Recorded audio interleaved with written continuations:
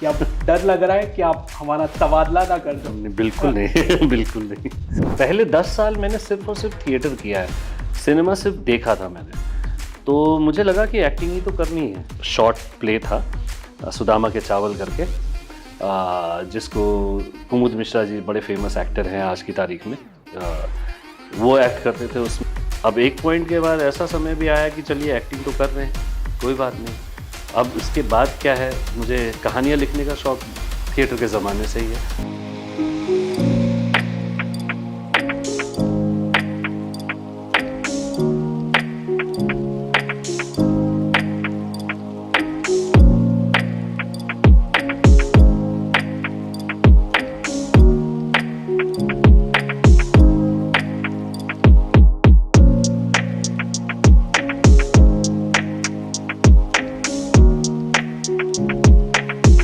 Welcome to AR discovery sir. Hi. बहुत बहुत शुक्रिया आपका जुड़ने के लिए। नमस्कार।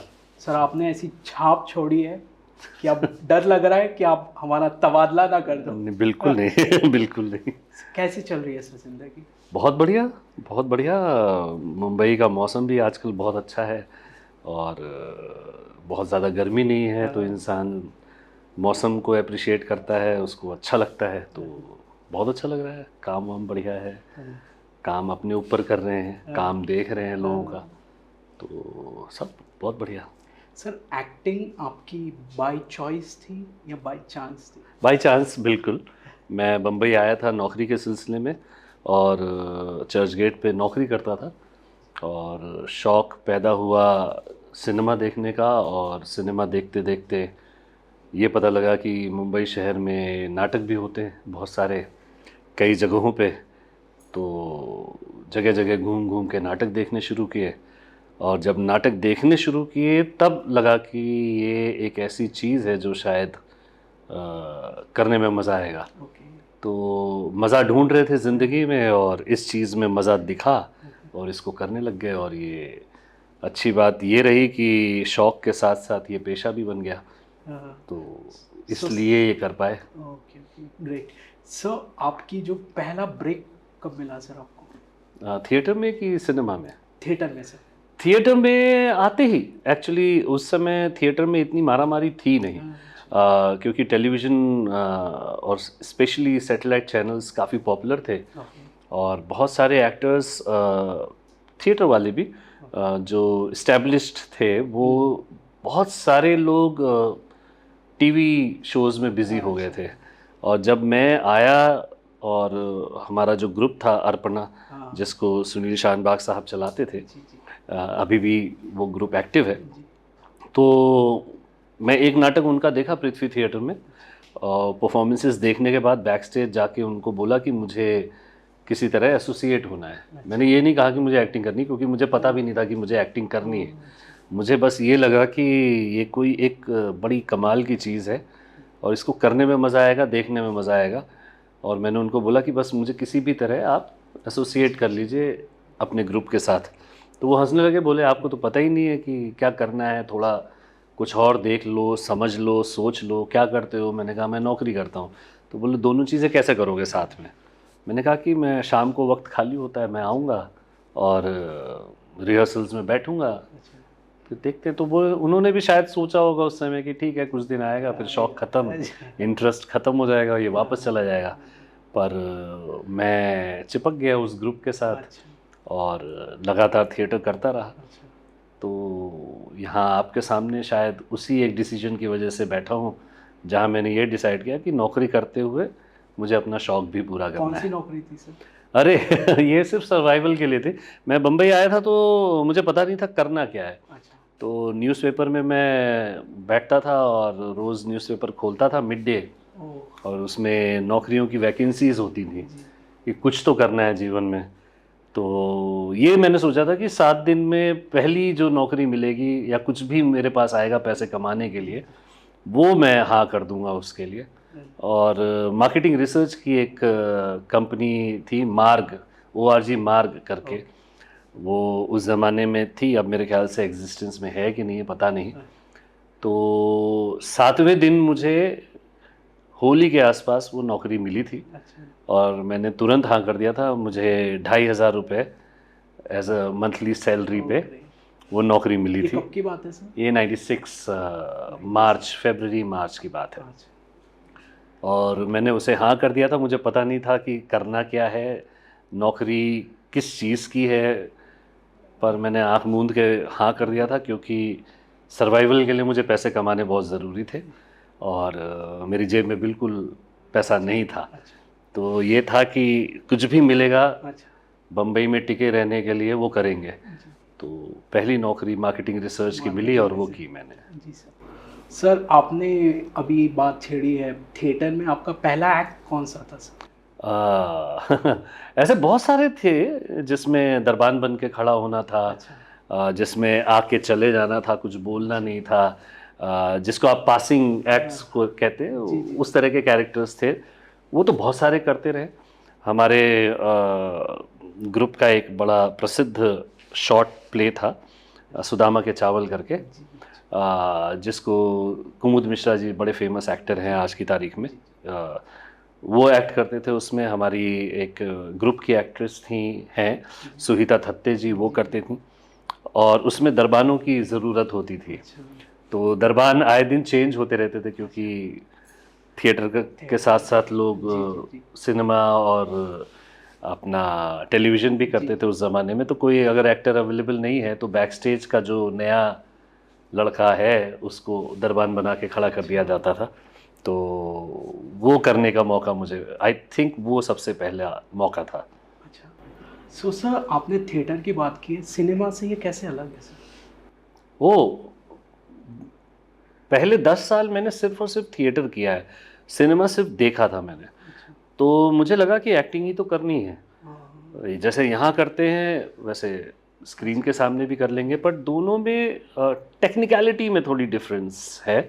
एक्टिंग तो मूलभूत जी तरीके में अगर देखा जाए तो सेम है। जी। जी। भावों को आपको उसमें भी दिखाना है, बोलकर, अपनी बॉडी के थ्रू, आइज़ के थ्रू, एक्सप्रेशंस के थ्रू। दोनों में सिमिलैरिटी उस बात की है, कैरेक्टर आपको वहाँ पे भी प्ले करना है, कैरेक्टर आपको किरदार यहाँ पे भी निभाना है।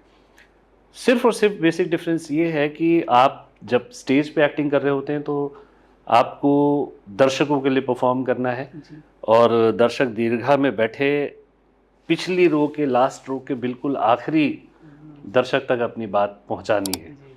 वो चाहे बोल कर हो या दिखा कर हो। तो आपको थोड़ा बॉडी के थ्रू और एक्सप्रेशंस थोड़े से लाउड रखने पड़ते हैं in order to reach the last row का ऑडियंस। हो सकता है कि कुछ सीनियर सिटीजन्स भी हों, जी जी जी। कुछ कम उम्र के, क्योंकि एक ही उम्र के दर्शक मिलना नहीं अक्सर possible है। मुश्किल होता है। तो हर तरह के दर्शक को कैटर करने के लिए आपको थिएटर करते वक्त वो ध्यान में रखना पड़ता है कि ऑडियंस आपकी क्या है, कहाँ पे बैठी है, कितनी दूरी पर है, कितनी पास है। हाँ। उन सब चीज़ों को ध्यान में रख के आप परफॉर्म करते हो। अगर कोई बहुत बड़ा थिएटर है तो आपकी परफॉर्मेंस ऑब्वियसली थोड़ी सी लाउड होगी। अगर आपके पास माइक नहीं है तो आप थोड़ा प्रोजेक्शन ज़्यादा रखोगे अपनी आवाज़ का। और अगर ऑडियंस बहुत पास है आपके तो शायद आप अपनी आवाज़ कम करोगे। एक्टिंग भी थोड़ी सी बॉडीली, वो थोड़ी सी सटल होगी। कैमरे में दोनों चीज़ें हो सकती हैं। अच्छा। कैमरे में कैमरा आपके बिल्कुल पास भी आ सकता है, तो हो सकता है आपका सिर्फ चेहरा दिखाई दे रहा हो सकता है मेरे घुटने तक आपको दिखाई दे रहे हो, और अगर कैमरा और थोड़ी दूर चला जाएगा तो हो सकता है कि मेरी पूरी बॉडी दिखाई दे, आप भी साथ में दिखाई दें। थिएटर में बहुत सारी चीज़ें इमेजिन करके विजुलाइज करने पर मजबूर करते हैं एक्टर्स ऑडियंस को। तो ऑडियंस इज़ डबली इंगेज्ड, क्योंकि वो ना सिर्फ एक्टर को देख रही है बल्कि बहुत सारी चीज़ें जो एक्टर इमेजिन करवा रहा है इल्यूजन के थ्रू, कि अगर मैं यहाँ बैठा हूँ और अगर मैं थिएटर में बोल रहा हूँ कि ये मेरा घर है, तो एक्टर के बोलने पर उसका घर इमेजिन और विजुलाइज करना शुरू करती है ऑडियंस। पर अगर मैं सिनेमा या टेलीविज़न या ओटीटी के लिए कुछ काम कर रहा हूँ तो एक सेटअप बना दिया जाता है घर का, और ऑडियंस उसी को मान लेती है कि ये इनका घर है। थिएटर में एक कटआउट ही होगा शायद, कभी कभी थिएटर में कटआउट भी नहीं होता है सेट का, एक बॉक्स सेट भी नहीं होता है, सिर्फ खाली स्टेज होता है और हम बोलते हैं कि ये मेरा घर है और ऑडियंस मान लेती है। तो ऑडियंस वहाँ पे डबली इंगेज है, कि वो सिर्फ देख नहीं रही है, वो इमेजिन भी कर रही है, विजुअलाइज भी कर रही है आपके साथ साथ। कैमरे में अक्सर वो देखती है और अफेक्ट होती है ऑडियंस जो है, क्योंकि सारी चीज़ें आपको वो प्रोवाइड की जाती हैं सेट के थ्रू, आपकी लाइटिंग के थ्रू, समय क्या है, वक्त क्या है, कितने कैरेक्टर्स हैं, स्पेस क्या है, वो सारी चीज़ें। बट एक्टिंग की मूलभूत डिफरेंस सिर्फ और सिर्फ ये है कि कैमरा आपके कितना पास है और आपसे कितना दूर है। और यहाँ सोच ज़्यादा लगती है sir, visualisation, theatre, imagination. Yes. और थिएटर में एक और चीज़ जो बेसिक डिफरेंस वो ये है कि आप शुरू होते हैं, अपने आप को तैयार करते हैं, और जब आप स्टेज पे चले गए, शो शुरू हो गया, वो फिर कोई कट नहीं है, वो शुरू होगा और एंड होगा। अच्छा, ओके। या और सर फिल्म इंडस्ट्री में आपकी शुरुआत कैसे हुई सर? फिल्म इंडस्ट्री में ऐसे छोटे मोटे रोल तो मैंने बहुत किए, जहाँ मैं शायद दिखता भी नहीं हूँ, पर वो ऐसा नहीं था कि मैं एज अ करियर मूव वो असाइनमेंट्स करना चाहता था। मैं मीडियम समझना चाहता था, क्योंकि मेरी कोई इंस्टीट्यूशनल ट्रेनिंग है नहीं, सब ऑन द जॉब सीखा है, थिएटर में भी, स्क्रीन पर भी। तो सीखने के लिए जो रोल मिले, जैसा भी काम आया, वो मैं करने के लिए रेडी रहता था, क्योंकि मुझे बिल्कुल पता नहीं था कि इस मीडियम में काम कैसे होता है। तो सेट पर होने वाली एक्टिविटीज़, टेक्निकलिटीज़, पूरा जो एक एनवायरनमेंट होता है शूटिंग का, उसको समझने के लिए मैंने बहुत सारे छोटे छोटे रोल्स किए, टेलीविज़न पे भी, सिनेमा में भी। बट अगर मैं कहूँ कि और मैं एज अ करियर करना नहीं चाहता था शुरू में, मैंने बहुत साल रेजिस्ट किया स्क्रीन एक्टिंग को एज अ करियर, क्योंकि मैं चाहता था कि थिएटर ही करता रहूं। और बीच में मैं कुछ 3 साल के लिए मैं चला भी गया था इंडिया से बाहर एक शो करने के लिए, और मुझे लगता था कि ये करियर ठीक है, एक्टिंग के थ्रू ही करेंगे, अपनी लाइफ गुजारेंगे और थिएटर चलता रहेगा। पर एक पॉइंट पे रियलाइजेशन हुआ कि नहीं, इंडिया वापस आते हैं, देखते हैं कि अब नेक्स्ट क्या करना है। और नेक्स्ट चैलेंज यही था कि अब स्क्रीन एक्टिंग में ट्राई करते हैं पहली दफ़ा सीरियसली। और आई थिंक आते ही फर्स्ट जो प्रोजेक्ट मैंने किया, कुछ शॉर्ट फिल्में की दोस्तों के साथ, कुछ अपनी शॉर्ट फिल्में बनाई भी मैंने। पर आई थिंक फंस गए ओबामा में एक सीन किया था, वो एक रोल था जो एसपी का रोल था, उसमें वो किया था। एंड उसके बाद जहाँ से लोगों ने मुझे नोटिस करना शुरू किया, वो थी film gangs of Wasseypur part 1 part 2। Turning point था जी, वो एक तरह से कहे तो टर्निंग पॉइंट। पर अनुराग कश्यप जी के साथ में एक शॉर्ट फिल्म पहले भी कर चुका था 2007 में। वो 2007 में हमने जो एक प्रोजेक्ट किया था, उसका नाम था प्रमोद भाई 23, जो कि मुंबई कटिंग एक फिल्म का प्रोजेक्ट था, जिसमें 10-12 उस समय के अपकमिंग न्यू एज डायरेक्टर्स अपनी अपनी शॉर्ट फिल्में बना रहे थे, 10 से 12-14 मिनट की। उसका ये एक शॉर्ट फिल्म थी जिसका मैं मेन रोल कर रहा था, प्रमोद भाई 23। तो वो एक कह सकते हैं एक शुरुआत थी। बट तब तक मैं बहुत ज़्यादा इसको एज अ प्रोफेशनली सीरियसली ले नहीं रहा था, क्योंकि ये शॉर्ट फिल्म शूट करने के तुरंत बाद में वापस यूरोप चला गया था और मैं अपने थिएटर परफॉर्मेंसेस कर रहा था। फिर जब मैं वापस आया 2008 अक्टूबर के बाद, तब मैंने सोचा कि नहीं, अब इसको एज अ करियर भी देखते हैं। एंड दैट इज़ व्हेन फंस गए ओबामा, और फिर उसके बाद गैंग्स ऑफ वासेपुर, फिर उसके बाद सिलसिला शुरू हुआ। सर ऑन सेट वासेपुर कैसे है सर? क्योंकि वो जिस जगह से को बिलोंग करता है सर, सो जो आप रोल करते हो वो बहुत ख़तरनाक होते हैं। एज अ पॉलिटिशियंस हो, एज अ गैंगस्टर्स हो, एज अ डाकू हो। तो सर आपको, और एज अ आपको अगर हम पढ़े तो you are very simple man, easy going, but when it's come to acting, धमाकेदार हो, तो ये सर चेंजेस वो अडेप्ट कैसे करते हो सर? आई थिंक वो तो एक तो थिएटर करते रहने की वजह से भी डिफरेंट कैरेक्टर्स का एक ऑब्जर्वेशन होता है आपका, एक इमेजिनेशन भी आप यूज़ करते हो।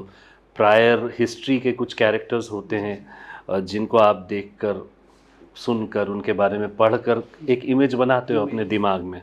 तो गैंग्स ऑफ वासेपुर के साथ भी यही था कि एक इंसिडेंट्स, कैरेक्टर्स थे बिहार के एक एरिया के, उसके ऊपर ये फिल्म की कहानी सेटअप की गई थी। और उसमें जो मुझे डाकू का रोल ऑफ़र हुआ था, वो अब हमने जब बहुत छोटे थे तब से वो चंबल के डाकुओं के बारे कहानियाँ, सुल्ताना डाकू के बारे में कहानियाँ ये सब सुनी थी, तो एक इमेज दिमाग में थी। और इसमें बहुत बड़ा हाथ हमेशा राइटर और डायरेक्टर्स का होता है कि वो उस कैरेक्टर को किस तरह से देख रहे हैं और किस तरह से करवाना चाहते हैं। तो मैं कहूँगा कि गैंग्स ऑफ वासेपुर का कैरेक्टर में एज एन एक्टर जो मैंने किया वो किया, पर इसमें लगभग सारा क्रेडिट जो है राइटर और डायरेक्टर्स को जाता है, जिसमें कि अनुराग कश्यप जी और उनके जो राइटर्स थे उस प्रोजेक्ट पे, उन्होंने जो कहा वो हमने किया। क्योंकि सर जो आपने एक्ट किया जो सुल्ताना डाकू का, ये दारा सिंह ने 1972 में किया था। जी जी। तो आपको जब हम पढ़ रहे थे सर, बहुत ही धमाकेदार दिया आपने जी। पर वो दारा सिंह जी तो देखिए, उनका डील डॉल, उनका शरीर, उनकी पर्सनालिटी और एक ऑलरेडी नोन एंटिटी थे वो, मतलब पूरा हिंदुस्तान का पूरा विश्व उनके बारे में जानता था एज अ रेसलर। तो सुल्ताना डाकू की जो अगर उन्होंने किया था तो वो ऑलरेडी उनके फेवर में बहुत सारी चीज़ें थी, एक सेट इमेज उनके दिमाग में ऑडियंस के थी कि दारा सिंह जी अगर वो डाकू का रोल कर रहे हैं तो वो कैसा दिखता होगा। अब यहाँ पे अनुराग कश्यप जी ने मुझे चूज़ किया, मुकेश छावड़ा जी ने कास्टिंग की थी उसकी, और मुझे चूज़ करने के पीछे पता नहीं क्या रीज़न था उनका, पर मैं और दारा सिंह जी में ज़मीन आसमान का फ़र्क है। और उस समय तो और भी ज़्यादा था, मैं बहुत पतला दुबला था और मेरा डील डॉल, उनकी जो शरीर की बनावट थी वो बिल्कुल डिफरेंट थी, तो कंपैरिजन नहीं था। बट अच्छी बात ये थी कि 72 और 2010 में बहुत लंबा एक गैप था, तो मुझे लगता है कि एक नई ऑडियंस जो आ रही थी सिनेमा देखने, उनको शायद वो वाली फिल्म का बिल्कुल पता नहीं था। तो इसमें हमारे फेवर में अच्छी बात ये थी कि एक प्रायर इमेज नहीं थी लोगों के दिमाग में, तो उस वजह से आई थिंक, और वो फिल्म कल्ट क्लासिक हो गई है ऑलरेडी। और जब हम शूट कर रहे थे तो हमें बिल्कुल नहीं पता था कि ये इतनी बड़ी, उसमें हेलन जी ने भी किरदार निभाया है जी एज अ लीड कास्ट। हाँ हाँ 72 और वो लेगेसी आप चला रहे हो बिल्कुल। होपफुली हम लोग लेगेसी को आगे ही लेके जा रहे हैं, पीछे नहीं धकेल रहे। बेशक जी। सर आपका सबसे कंट्रोवर्शियल रोल कौन सा? मिर्ज़ापुर मुझे लगता है कि सबसे ज़्यादा कंट्रोवर्शियल इसलिए भी ये कैरेक्टर है क्योंकि एक तो सबसे बड़ी बात है कि मिर्ज़ापुर शो बहुत पॉपुलर है, ऊपर से जो जेपी यादव का कैरेक्टर है वो कहीं ना कहीं पॉपुलर हो गया। अब हमने ऐसा सोचा नहीं था कि इतना ज़्यादा पॉपुलर हो जाएगा।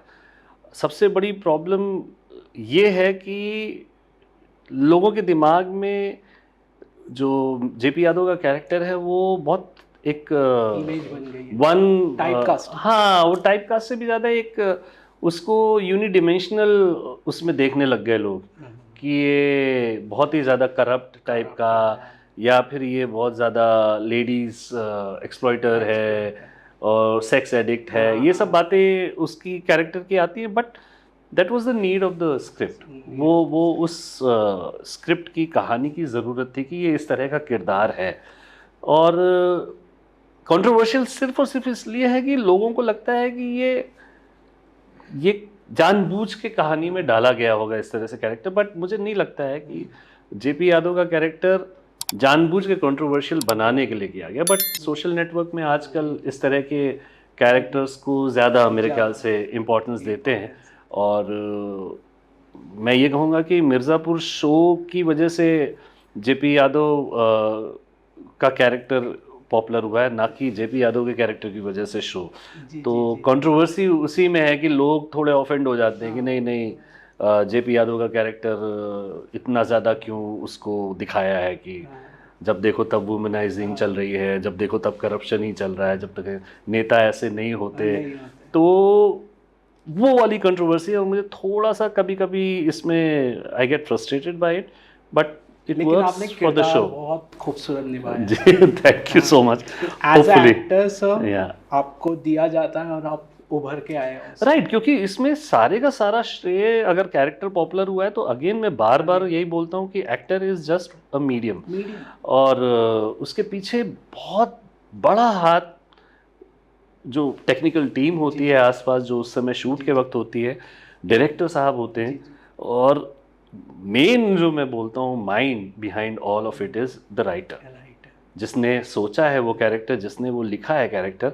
हम उसको सिर्फ इनकॉर्पोरेट कर रहे हैं और एग्जीक्यूट कर रहे हैं, ऑन स्क्रीन कैमरे के सामने, पर जिसने सोचा है, इमेजिन किया है, जिसने वो सीक्वेंसेस बनाए हैं, लिखे हैं, आई थिंक बहुत बड़ा क्रेडिट तो उसका है।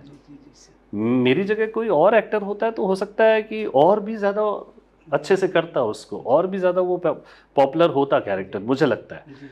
पर क्योंकि लिखा ही इतना अच्छा था तो it was very easy to kind of do it. क्योंकि सर जो आपने किरदार निभाया है जी। उसके बाद आपको कोई थ्रेट कॉल आया सर? नहीं नहीं, लकीली ऐसा नहीं है, बल्कि बिल्कुल उलट रिएक्शन फिजिकली जब मैं मिलता हूँ लोगों से, कहीं पे भी जा रहा होता हूँ, मेरी मुलाकात होती है लोगों से, तो बहुत पॉजिटिव रिएक्शन मिलता है। और जबकि मैं डरा हुआ था जब फर्स्ट सीज़न आया, और जब सारी चीज़ें ऑन स्क्रीन मैंने देखी फर्स्ट सीज़न की, तो मुझे डर लगा कि यार लोग देखने के बाद कैसे रिएक्ट करेंगे, मुझसे कैसे मिलेंगे, क्योंकि बहुत ही on your face type of character था। वुमनाइजर है, इसका वीडियो भी बन रहा है, इसके साथ ये हो रहा है, मैं डरा हुआ था। और जब फैंस या एडमायरर्स या मिर्ज़ापुर की जो व्यूअर्स थे, उनसे जब मेरी मुलाकात हुई, बहुत बहुत प्यार दिया उन्होंने और बहुत रिस्पेक्ट की। मैं डरा हुआ था कि शायद लोग डिसरिस्पेक्टफुल हो जाएंगे, लोग वो होता है ना, फप्ते या कसेंगे और मजाक उड़ाएंगे आपका, वो बिल्कुल नहीं हुआ। हाँ, सोशल नेटवर्क पे होता है वो, जब आपके सामने नहीं है कोई इंसान, तब शायद वो मज़े लेने के लिए उल्टी सीधी बातें करते हैं, बट जब सामने लोग मिलते हैं, कोई भी उम्र के लोग हों, महिलाएं हों, पुरुष हों, यहाँ तक कि बहुत यंग लोग हों, उन लोगों ने बड़ी इज्जत दी मुझे, जो कि बहुत ही प्लेजेंट सरप्राइज था मेरे लिए, क्योंकि मुझे बड़ा डर लगा था कि इस कैरेक्टर को देखने के बाद लोग सोचेंगे कि ये आदमी भी ऐसा ही है। बट लकीली जब वो सामने मुझसे मिले तो बड़ी इज्जत दी, बड़ा प्यार दिया इन्होंने, and I am very grateful कि लोगों ने जेपी यादव के कैरेक्टर को इतना प्यार दिया। और all credit goes to your acting, because sir वो जो किरदार था, जैसे आपने बताया आपको प्यार मिला, राइट, और आप कुछ और एक्सपेक्ट कर रहे थे। बिल्कुल बिल्कुल, मैं बहुत डरा हुआ था कि, और क्योंकि सेकंड सीजन आने तक तो और भी ज़्यादा वो कैरेक्टर में और भी ज़्यादा कॉम्प्लेक्सिटीज़ आ गई थी, और भी अजीब अजीब सी हरकतें कर रहा था वो कैरेक्टर, तो और ज़्यादा डर लगा था कि भाई एक सीज़न तो शायद इन्होंने ऐसे जाने दिया होगा, बट सेकंड सीज़न में तो कुछ ज़्यादा ही उल्टी सीधी हरकतें कर रहा है ये कैरेक्टर, और जनरली स्क्रीन इमेज से कहीं ना कहीं एसोसिएट करने लगते हैं आपको लोग। लकीली मेरे साथ वैसा नहीं हुआ, इज्जत तो थोड़ी बहुत मिलती है, एडमिरेशन के साथ साथ इज्जत भी थोड़ी मिलती है, तो वो अच्छा लगता है। Yes, as a seniority, as a acting style आपकी कमाल की है। थैंक यू सो मच, शुक्रिया। जी सर, जो मिर्ज़ापुर की जो सीरीज थी, क्या वो भी आपके लिए एक सेकंड गेम चेंजर था? आई थिंक OTT का जो पूरा स्पेस है, उसने मुझ जैसे एक्टर्स या मेरे जैसे कदकाठी, रंग और शक्ल वाले एक्टर्स के लिए एक बहुत अच्छा रास्ता बनाया, जहाँ पे फेस कैसे दिखते हैं आप, आपकी उम्र क्या है, आपके स्किन का कलर क्या है, उससे फ़र्क नहीं पड़ता। किरदारों को करने का आपको ज़्यादा मौका मिलता है। सिनेमा में आपको कोई रोल मिला, जनरली गिनती के कैरेक्टर्स होते हैं, किरदार होते हैं फिल्मों में, और जनरली वो एक तरह के फेसेस देखे जाते हैं, उन्हीं को वो दिए जाते हैं। OTT स्पेस में, वेब शोज़ वगैरह में 9 एपिसोड 10 एपिसोड के सीजन्स होते हैं, और उसमें 3-4 कैरेक्टर से काम नहीं चलेगा, आपके और कैरेक्टर्स होते हैं, उनको बड़े अच्छे से लिखा जाता है, उनकी एक जर्नी होती है, उनकी एक यात्रा होती है पूरे सीज़न में, उसको करने का मौका मिलता है हमारे जैसे एक्टरों को, और इसलिए हम नज़र में आए लोगों के, इसलिए हम लोगों को शायद थोड़ी बहुत जो है एक आइडेंटिटी मिली है। तो सेकंड कहते हैं कि लाइफ फॉर श्योर हम लोग के लिए। सर, हमने आपके बारे में पढ़ा है कि आपने रीसेंट इंटरव्यूज़ दिए हैं जिसमें आपने मना किया भी, अब मुझे नेता के रोल नहीं करना है। जी जी जी। क्यों सर, उसके पीछे कुछ राज से? क्योंकि दुनिया में और असल ज़िंदगी में इतने सारे किरदार हमारे आमने सामने घूम रहे हैं, सिर्फ नेता ही नहीं है, बहुत सारे किरदार हैं, और एक एक्टर को चाहिए क्या? आप असल जीवन में भी देखें तो आप रोज़ ही एक तरह का भोजन कर कर के ऊब जाएंगे। रोज़ आप अगर बढ़िया से बढ़िया खाना भी आपको दिया जाए तो तीसरे चौथे दिन आप कहेंगे कि भाई घर का खाना खिला दो, ज़्यादा अच्छा है। तो एक ही किरदार करते रहने का कोई मतलब नहीं है, और वो बोरिंग भी है। मुझे लगता है कि वो उबा देता है एज एन एक्टर आपको। हाँ तो मैं सिर्फ और सिर्फ इसलिए नहीं करना चाहता क्योंकि ऑलरेडी 3 सीज़न हो गए हैं हाँ मिर्ज़ापुर के, और वो नेता ही है नेता ही। और एक तरह का नेता है। और हमारी इंडस्ट्री का सबसे बड़ा एक ड्रॉबैक ये है कि अगर हाँ कोई काम किसी को पसंद आ जाता है हाँ हाँ तो हर दूसरे तीसरे प्रोजेक्ट में आपको उसी कैरेक्टर की तरह का कुछ एक हाँ रोल ऑफर होता है। तो इसलिए मैं उससे बचना चाह रहा था। मैं बहुत सारे कैरेक्टर हैं, किरदार हैं जिनको एक्सप्लोर करने के लिए जी अभी जी मौका है मेरे जी पास, और मैं कोशिश करता हूँ कि नई नई चॉइसेस हों, नए नए कैरेक्टर्स हों, और जितने ज़्यादा डिफरेंट शेड के कैरेक्टर्स होंगे एज एन एक्टर मुझे लगता है उतना ज़्यादा काम करने में मज़ा आएगा। और जो हमारे दर्शक हैं उनको भी शायद अच्छा लगेगा जी कि जी जी ये थोड़े different roles different try roles. करते हैं, अलग अलग किरदार को निभाने की कोशिश करते हैं। सर उस दौर में जब आप गैंग ऑफ वासेपुर किए, फिर मिर्ज़ापुर किए, यस। सो ये रीसेंट टाइम्स में सर आप वो थोड़ा जैसे आप बता रहे थे वायलेंट था, तो नेगेटिविटी आती है सर कि कोई कमेंट कर रहा है, कोई कुछ कर रहा है, तो ये नेगेटिव कंट्रोवर्सी आप कैसे टैकल करते हो सर? नहीं, आप मुझे लगता है कि दोनों ही चीज़ें बड़ी इंटरेस्टिंग है कि मैं जो स्क्रीन पे काम कर रहा हूँ वो मैं वैसा हूँ नहीं, हाँ तो अफेक्ट होने का कोई मतलब नहीं है। मैं मेथड एक्टिंग की बात नहीं कर रहा हूँ। हाँ मेथड एक्टिंग में लोग बोलते हैं कि वो इतने घुस जाते हैं कैरेक्टर में कि उनको मदद की ज़रूरत होती है, उनको आइसोलेशन की ज़रूरत होती है, कुछ समय का ब्रेक की ज़रूरत होती है। मेरे साथ ऐसा हुआ नहीं है अभी तक लकीली। और मुझे लगता है कि काम अलग है, आपका एक व्यक्तिगत जीवन अलग है। जी जी दोनों चीज़ों को अलग करके रखना बहुत ज़रूरी है। तो मुझे कभी इस तरह की प्रॉब्लम आई नहीं, क्योंकि मैंने कभी अपने पेशेवर ज़िंदगी को अपनी व्यक्तिगत ज़िंदगी में लाने की कोशिश नहीं की, और ना ही व्यक्तिगत जीवन को पेशेवर ज़िंदगी में। दूसरा ये है कि नेगेटिविटी सोशल नेटवर्क वगैरह में आती है तो मैं उतना अफेक्ट होता नहीं हूँ, क्योंकि एक तरह से देखा जाए तो जीवन में हमेशा से ही घर से बहुत कम उम्र में बाहर निकल गए थे, तो तब दूसरे क्या कहते हैं तब उसकी चिंता नहीं की। नहीं दिखी। जब इस इंडस्ट्री में आए तब लोगों ने बोला कि नाम खराब कर रहे हो, परिवार में लोगों ने डांटा कोसा, जो भी कर सकते थे उन्होंने किया, तब हमें फ़र्क नहीं पड़ा। तो जब ऐसे वक्त में फ़र्क नहीं पड़ा तो आज लोग क्या कहते हैं सोशल नेटवर्क पे, और वो भी वो लोग जो मुझे जानते तक नहीं हैं, जिनको मैं नहीं जानता हूँ, तो उनकी बातों का क्या बुरा मानना। जी जी तो मुझे लगता है ठीक है, उनकी अपनी राय है, उनकी अपनी एक व्यक्तिगत सोच है, ठीक है, वो अपनी जगह खुश हैं, मैं अपनी जगह खुश हूँ। जी तो मुझे कभी ऐसा कोई बहुत बुरी लगने वाली बात भी नहीं हुई है मेरे साथ कि किसी ने बहुत नेगेटिव कुछ मेरे बारे में कह दिया, ऐसा कुछ हुआ नहीं है अभी तक। बहुत ग्रेट जी सर। जी हाँ सर आपका एक किरदार था रईस में, जी। तो शाहरुख खान सर के साथ था। जी जी। सो उसकी यादें, उसका कुछ ऐसा पॉइंट जो आप हमसे शेयर करना चाहते हो सर? उसमें फिर से मैं पॉलिटिशियन का ही रोल कर रहा जी था। जी राहुल ढोलकिया जी के साथ मैं एक सीन मैंने किया था, एक उनकी फिल्म आई थी परजेनिया करके, जी जो कि गुजरात राइट्स के ऊपर थी। उसमें एक सीन किया था मैंने, तो वो शायद उनको याद रह गया होगा या जो भी हो। तो रईस फिल्म जब मुझे पता लगा कि राहुल ढोलकिया जी डायरेक्ट कर रहे हैं तो मैं करना चाहता था वो फिल्म, और यकीन मानिए उसके कम से कम 3 से 4 स्क्रीन टेस्ट मैंने किए उस एक कैरेक्टर के लिए। मैं करके जाता था, फिर से कुछ दिनों बाद वापस फ़ोन आता था कि एक बार और करके देखना चाहते हैं वो। दूसरी बार किया, फिर तीसरी बार किया, फिर एक फाइनल कॉस्ट्यूम वॉस्ट्यूम पहना के एक और टेस्ट हुआ। तो मैं थोड़ा थक गया था टेस्ट कर करके। मुझे लगा कि पता नहीं क्या करवाना चाह रहे हैं मुझसे।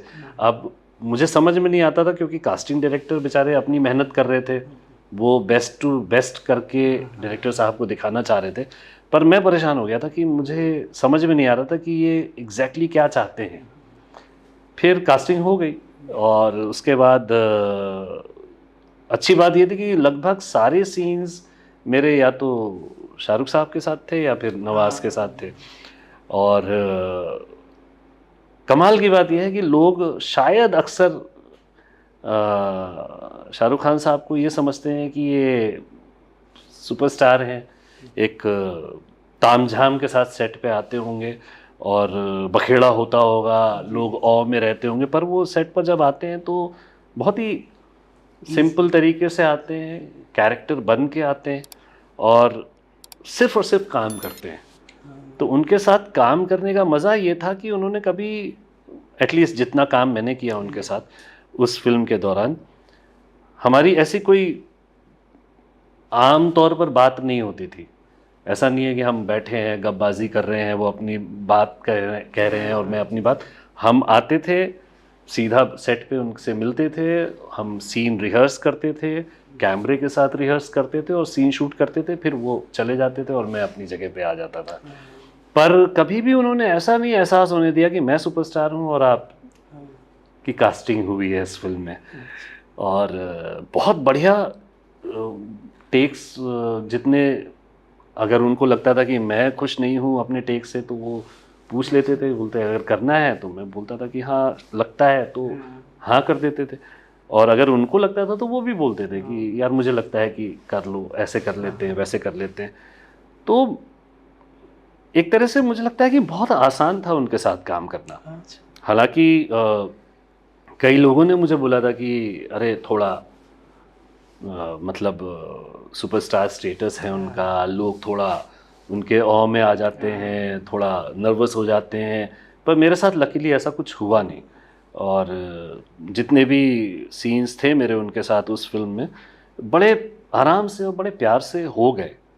तो मेरा एक्सपीरियंस बहुत बढ़िया रहा और कभी भी उन्होंने ये एहसास नहीं होने दिया कि तुम नौसिखिए हो और मैं एक सीजन्ड एक्टर हूँ या स्टार हूँ, ऐसा बिल्कुल नहीं हुआ।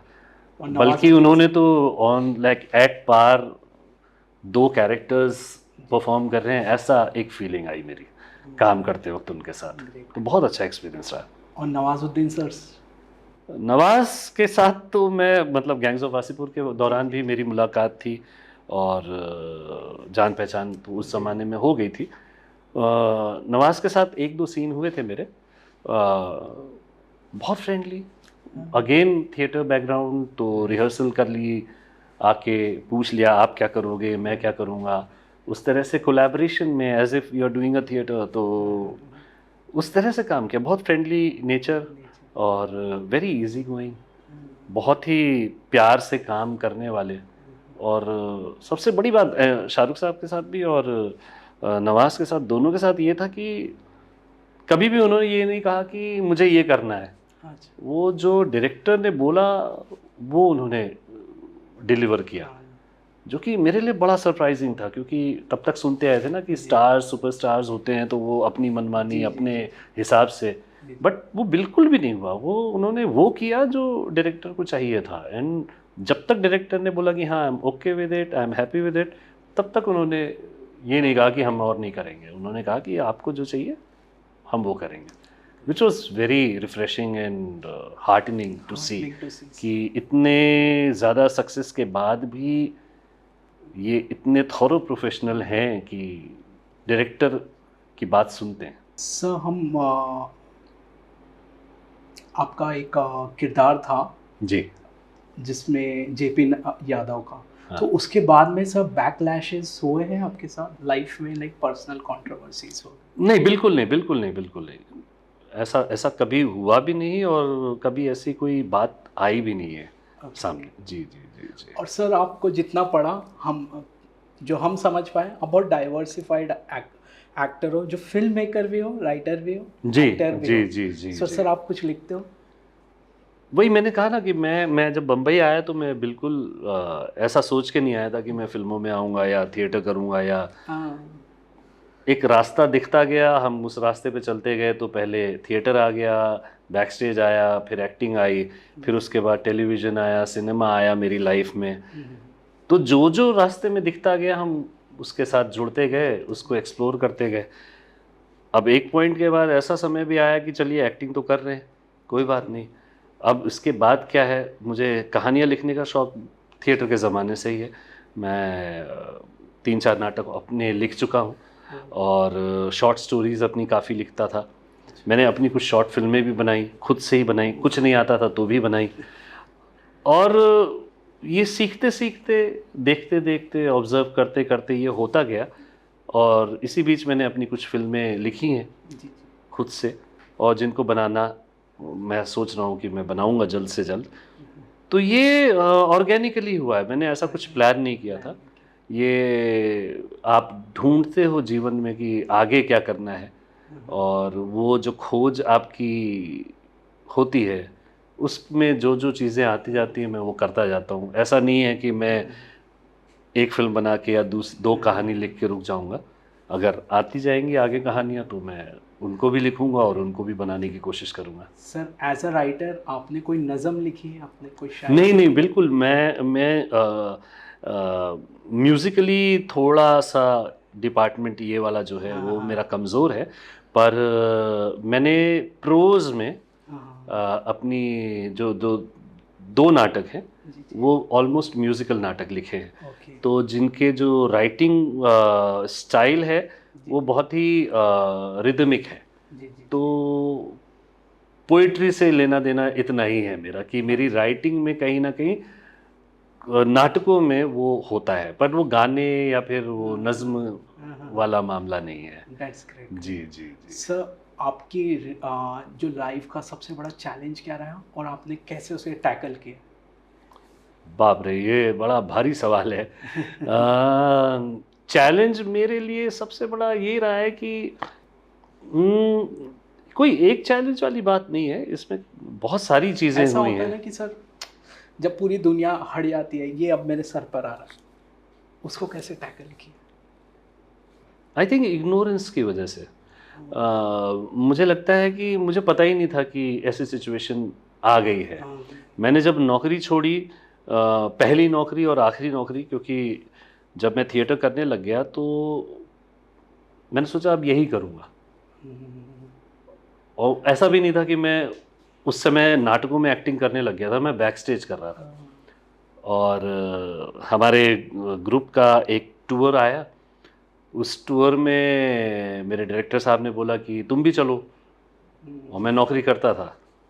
तो मैं अपने बॉस के पास गया और मैंने बोला कि भाई मुझे तो थिएटर करने जा, और वो थोड़े भरे रहते थे मुझसे कि शाम होती है तुम गायब हो जाते हो।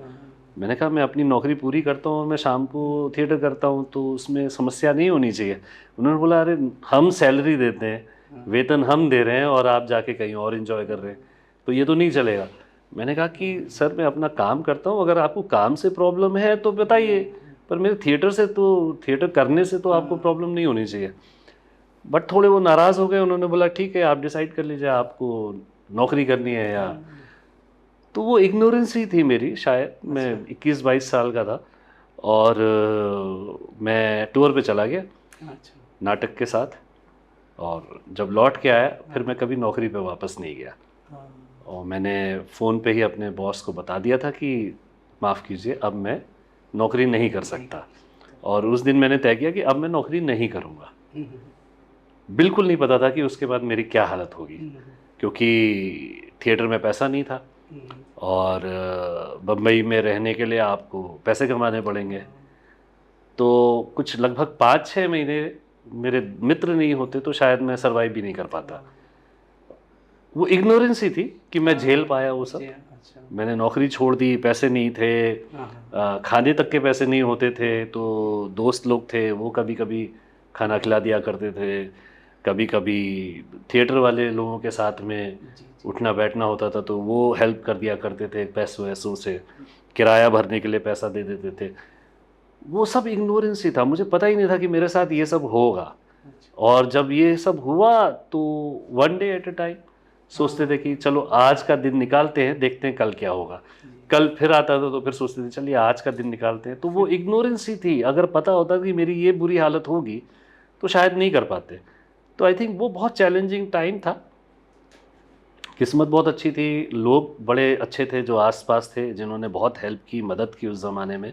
मेरे थिएटर ग्रुप के दोस्त थे, मेरे डायरेक्टर साहब थे, मेरे जो रूममेट्स थे, मेरे कॉलेज का एक फ्रेंड था जिसके साथ मैं फ्लैट शेयर करता था यहाँ पे एंटॉप हिल में। कुछ 6-7 लोग थे उस रूम में रहते थे, एक छोटे से कमरे में हम लोग खाना खिला दिया करते थे बगैर कुछ। एक ढाबा था जीटीबी नगर में, एक सरदार जी थे, बहुत सुंदर इंसान, उनके यहाँ मैं महीने के उस पे खाना खाया करता था। तो पैसे नहीं थे मेरे पास नौकरी छोड़ने के बाद, और मैं थिएटर करता था और मैं किसी को बताता भी नहीं था कि मेरे पास पैसे नहीं है। तो मैं शाम को रिहर्सल ख़त्म होने के बाद जब लौटता था लोकल ट्रेन से, तो मैं उनकी ढाबे के सामने से निकल जाता था और मैं रुकता नहीं था। तो 1 दिन हुआ, 2 दिन हुआ, कुछ दिन बीत गए, उन्होंने एक दिन मुझे सामने से बुला लिया, मैं जब गुजर रहा था उनके ढाबे के सामने से। तो उन्होंने बोला क्या हो गया, तुम आते नहीं हो खाना खाने? मैंने बोला कि वो पैसे नहीं हैं आजकल मेरे पास, जब आएंगे तब मैं आता हूँ खाने। बोले अरे पैसे कौन मांग रहा है तुमसे, तुम खाओ, जब आएंगे तब देना। तो उन्होंने कम से कम 15-20-25 दिन तक, जब तक मेरे पास कुछ कहीं और से पैसे नहीं आए, तब तक उन्होंने मुझे खाना खिलाया बगैर कुछ बोले। बोले तुम पैसे की क्यों सोच रहे हो, तुम खाना खाओ, क्योंकि बगैर खाए तुम कैसे रहोगे बम्बई में। तो इस तरह के लोग अगर नहीं होते तो शायद नहीं सर्वाइव कर पाते। और ये कहीं ना कहीं इग्नोरेंस थी, पता ही नहीं था कि इतने हालात ख़राब हो जाएंगे। पर करते रहे और 1 डे एट ए टाइम ये होता गया। अगर पता होता कि ये सब होगा तो शायद नहीं कर पाते। आपका बड़ा सपोर्ट कौन रहा सर, सबसे बड़ा सपोर्ट? आई थिंक मेरी मदर और मेरे फादर। जब मैंने घर से जब मैं निकला था बम्बई आने के लिए, तो मैं थोड़ा मनमुटाव, बिजनेस फैमिली थी, मैं बिज़नेस करना नहीं चाहता था, मैं स्पोर्ट्समैन था, मैं स्पोर्ट्स में जाना चाहता था। तो सबने यही कहा था कि भाई स्पोर्ट्स से जीवन कैसे चलेगा, और तब तक इंजरीज कुछ हो गई थी मुझे, तो स्पोर्ट्स भी नहीं कर सकते थे। तो ये हुआ कि मैं बम्बई जाता हूँ, मैं वो करता हूँ। लोगों ने कहा कि घर में कारोबार है, तुम उसको छोड़ के तुम कहीं और जा रहे हो, क्या मतलब है, क्या ज़रूरत है। पर मैं अपने आप को पहचानना चाहता था, मैं देखना चाहता था कि मैं हूँ कौन, और वो घर में रहकर नहीं हो सकता था। तो मैं घर से निकलना चाहता था। ब्राह्मण फैमिली से था, यूपी के एक छोटे शहर से था।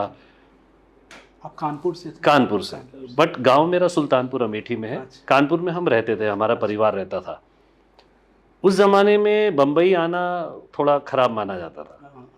और मुझे आज भी याद है, मैंने अपने मदर को, मेरी माँ को, मेरे फादर को जब बताया कि मैं घर से जा रहा हूँ, मैं बम्बई जा रहा हूँ, तो उन्होंने 1-2 बार बोला कि सोच लो।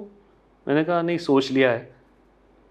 तो उन दोनों ने मुझे कहा कि जाओ, तुम्हें अगर मन है, तुम्हें बाहर निकल के कुछ करना है, तो तुमको जाना चाहिए। उस ज़माने में 96 की बात है ये। हमारे ऑर्थोडॉक्स ब्राह्मण बैकग्राउंड की फैमिलीज़ में, और ख़ास तौर पे जब थिएटर वेटर करने लग गया, उस ज़माने में लोग मजाक उड़ाते थे कि ये तो घर से भाग गया था, ये तो नाम डुबो रहा है, ये किस इंडस्ट्री में घुस गया है, ऐसे होते हैं लोग, यहाँ तो ऐसा होता है, यहाँ की औरतें ऐसी होती हैं। तमाम तरह की जो छोटे शहरों में हमारे एक इमेज थी फिल्म इंडस्ट्री या थिएटर के लोगों को लेके। बट मेरे माँ बाप इतने लिबरल थे, अगर सही मायनों में देखा जाए, कि उन्होंने मुझे फिर रोका नहीं। उन्होंने बोला कि अगर मन है तो करो। तो वो मेरे लिए, मेरे ख्याल से सबसे बड़ा सपोर्ट था कि मेरे माँ बाप ने हाँ कहा है इसके लिए कि तुम जाओ और जो करना चाहते हो करो। वो सबसे बड़ा आई थिंक सपोर्ट था, और शायद उसी की वजह से मैं कहीं ना कहीं टिक पाया। जी सर, आपकी ज़िंदगी से एक मैसेज? मैसेज तो बड़ा भारी शब्द है। मैं नहीं चाहता हूँ कि मेरी तरह की ज़िंदगी हर कोई जिए। सबकी अपनी अपनी ज़िंदगी है, अपनी अपनी चुनौतियाँ हैं, अपनी अपनी यात्रा है। मुझे लगता है कि मन में कुछ आए तो करना चाहिए, बगैर दूसरों को नुकसान पहुँचाए, दूसरों को तकलीफ़ दिए, कुछ भी इल्लीगल किए, ये ना करें कि दूसरों को उससे तकलीफ़ हो, हमारी सोसाइटी को उससे तकलीफ़ हो। पर अगर मन में कुछ आया है करने का तो करना चाहिए, मुझे लगता है। ये मेरी ज़िंदगी का एक फ़लसफ़ा रहा है कि यात्रा है, यात्रा में अलग अलग रास्ते दिखेंगे, जिसमें चलने का मन करे आप कोशिश करके उस पर चलिए, क्योंकि हर किसी को मौका नहीं मिलता। जी जी जी जी। सर, हमारे स्क्रिप्ट में कुछ रैपिड फायर राउंड्स हैं। सो ये सबसे ज़्यादा तकलीफ दे होते हैं रैपिड फायर। जी बताइए। सो आपकी नज़रों में सर बेस्ट डायरेक्टर हिंदुस्तान का है कि हिंदुस्तान के जिसके साथ आपने काम किया? ओ जिनके साथ काम किया है मैंने? जी। अरे बाप रे, नहीं बहुत सारे डायरेक्टर्स जो हैं जिनको मैं बहुत पसंद करता हूँ, किसी एक का नाम लेना तो बहुत मुश्किल है। अब जैसे मैं अनुराग कश्यप जी का बहुत बड़ा फ़ैन हूँ। उनका सिनेमा मुझे बहुत अच्छा लगता था। अब बहुत सालों से मैंने उनका सिनेमा देखा नहीं है। निखिल आडवाणी जी हैं, उनकी फ़िल्में मुझे बहुत पसंद हैं, आजकल जो काम कर रहे हैं। तो निखिल आडवाणी जी जो हैं वो मुझे बहुत अच्छे लगते हैं। राहुल ढोलकिया जी के साथ काम किया है मैंने, वो बहुत अच्छे डायरेक्टर हैं। ऐसे बहुत सारे लोग हैं, बहुत सारे लोग हैं, किसी एक पर हाँ, जिनके साथ मैंने काम नहीं किया और जिनका काम मुझे हमेशा से अच्छा लगा, वो बहुत सीनियर थे और बहुत पहले गुजर भी गए, सत्यजीत रे साहब। उनका सिनेमा मुझे हमेशा से बहुत अच्छा लगा था और उनके जैसा डायरेक्टर मुझे लगता है कि अगर आज मुझे काम करने को मिले उनके साथ तो मैं डेफिनेटली पसंद करूँगा। सुभाष कपूर जी भी एक डायरेक्टर हैं जो एक्टरों के साथ बहुत मेहनत करते हैं, राइटिंग पे भी बहुत मेहनत करते हैं और एक्टरों के साथ बहुत काम करते हैं। और उनके साथ काम करने का सबसे बड़ा मज़ा ये है कि वो सिनेमा करते वक्त भी या स्क्रीन का काम करते वक्त भी उसको इस तरह से ट्रीट करते हैं जैसे कि थिएटर कर रहे हैं। बहुत सारी रीडिंग्स होती हैं, वर्कशॉप्स होती हैं, रिहर्सल्स होती हैं, जो कि अक्सर हर सेट पे नहीं होता है। तो सुभाष कपूर जी के साथ काम करने का एक अलग मज़ा है। आपके रोल मॉडल और रोल मॉडल भी एक्टिंग में सर? अमिताभ बच्चन साहब का मैं बहुत बड़ा फ़ैन रहा हूँ, तो रोल मॉडल अगर एक तरह से देखा जाए तो वही है। अदरवाइज़ ओमपुरी साहब, नसीरुद्दीन शाह जी, इनका काम मुझे बहुत पसंद है। ओके जी जी जी सर, आपका ऑन स्टेज आपका सबसे बेस्ट पार्टनर कौन है सर? मैं बहुत सारे नाटक कर चुका हूँ ऑन स्टेज और बहुत बेहतरीन एक्टरों के साथ मैंने काम किया है जो कि बहुत ही कमाल के एक्टर्स हैं। पर सबसे ज़्यादा मज़ा अगर मैं कहूँ तो हम एक नाटक करते थे गरम कमरा, उसमें कुमुद मिश्रा जी के साथ 2 ही एक्टरों का नाटक था। सुनील शानबाग साहब ने उसको डायरेक्ट किया था। तो वो एक नाटक ऐसा है जिसके साथ बड़ी प्यारी यादें जुड़ी हुई हैं और कुमुद मिश्रा जी के साथ काम करने का एक अलग मज़ा। बहुत बहुत शुक्रिया सर हमारे साथ जुड़ने का, आपका कीमती वक्त हमको देने के लिए। Thank you so much sir. शुक्रिया। Looking forward for many such episodes sir with you. Thank you so much. Thank you. Nice. Take care. Thank you.